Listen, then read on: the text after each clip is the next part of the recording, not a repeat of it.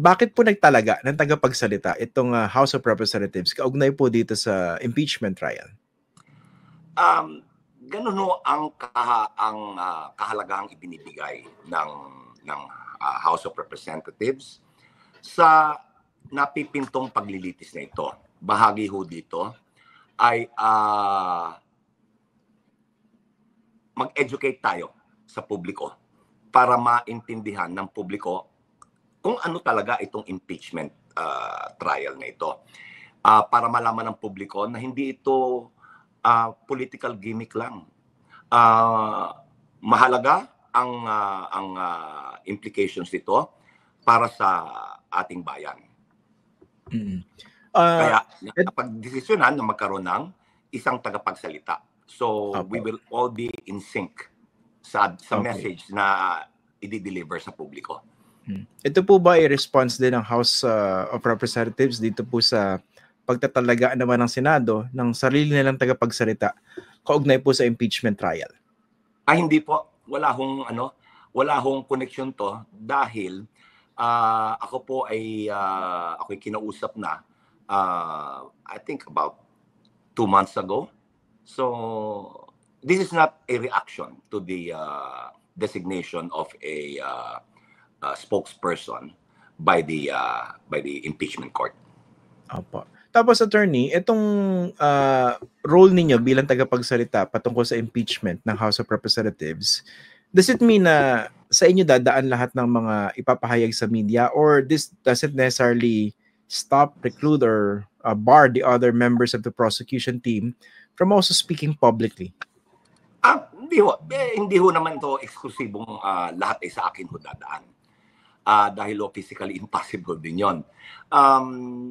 I'm sure na may magkakaroon ng mga pagkakataon na yung mga individual na mga prosecutors, both private and public, ay magpapaunlak din ng interview. By the way, sir, no, medyo so hindi po familiar sa inyong background bilang isang abogado, no? Can you talk about your background as a lawyer and how you got this assignment of yours? Okay, ako ay nagtapos sa UP College of Law noong 1984. Nung ako ay estudyante pa, I was one of those original na recruit sa Free Legal Assistance Group nung ako ay mag-aaral pa. And marami akong kasama dyan ng mga kaklase ko at may mga ilang upperclassmen din. Nangangailangan sila ng mga paralegals at the time, particularly to assist human rights victims, to assist the lawyers, the volunteer lawyers, in the preparation for evidence gathering, drafting or preparation of mga affidavits and other legal documents. So, yun ang naging introduction ko sa human rights advocacy at as an interest group, bilang kasapi ng isang interest group.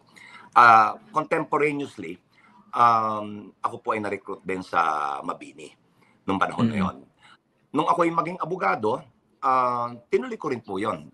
Matanggap ako ng mga pro bono cases na ini-endorso ng either FLAG or ng Mabini.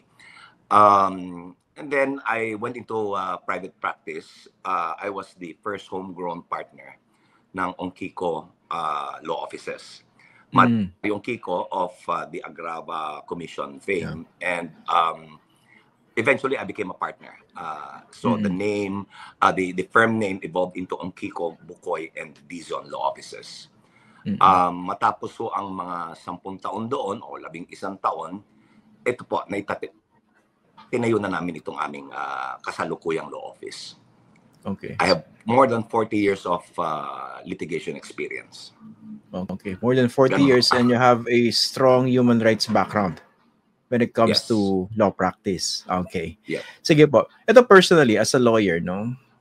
Why did you accept this assignment to be the spokesperson for the impeachment of the House of Representatives? And siguro, as a lawyer also, and given your background, how important is this issue of impeachment involving the Vice President? Okay. Gaya ho ng aking unang nabanggit.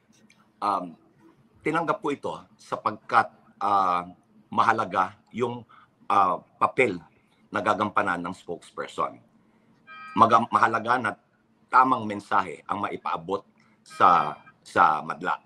Mahalaga na maipaliwanag ang prosesong ito at maipaliwanag kung bakit ito mahalaga. Ngayon, ano ang implikasyon nito? I would obviously be deep into also the preparation.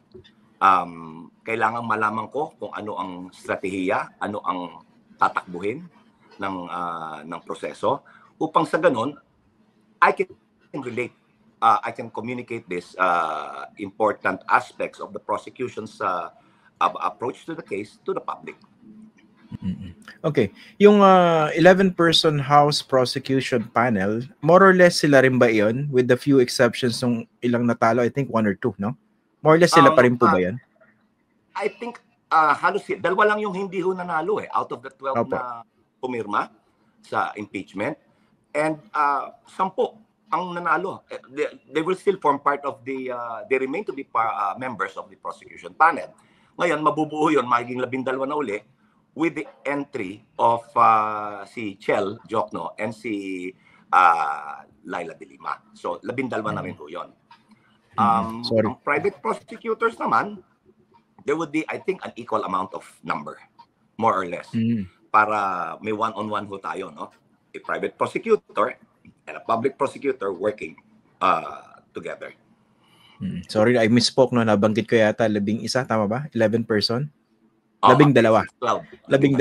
Di ba kayo worried na itong mga binabanggit nyo, however valid the points that you're raising, this might be the senator judges might take offense to these statements of yours and might even go to the extent of censoring you during trial? Well, if I would be censured for statements I'm making now, calling them out, that's their issue. Sasagutin ko yan. Ngayon, pagdating mo sa trial proper, ibang usapin yan. Dahil merong built-in gag order, yung rules of impeachment ng Senado. And the gag order applies not only to the judges, senator judges, the lawyers from both sides, and the witnesses. So, iba ho ang senaryo doon. Ngayon, I'm calling them out because I'm raising valid issues sa opinion ko na kung bakit hindi ito umuusad. If they take offense, then wala tayong magagawa. I am doing my civic duty to call them out. Ako naman, alam ko, I'm pretty sure meron magre-raise niya, no? Hindi lang sa inyo, pati doon sa ibang mga incoming prosecutors na nagsasalita na. I also raised this issue with incoming Representative Laila de Lima. Sinabi ko sa kanya, pag harap ninyo niyan, sigurado may mananabon sa inyo. Itago na rin natin si pangalan Jingo Estrada. Anticipated ko na ho yan na pupunahin ako, o ikaw, ang dami mo sinasabi noon. Keyword, noon.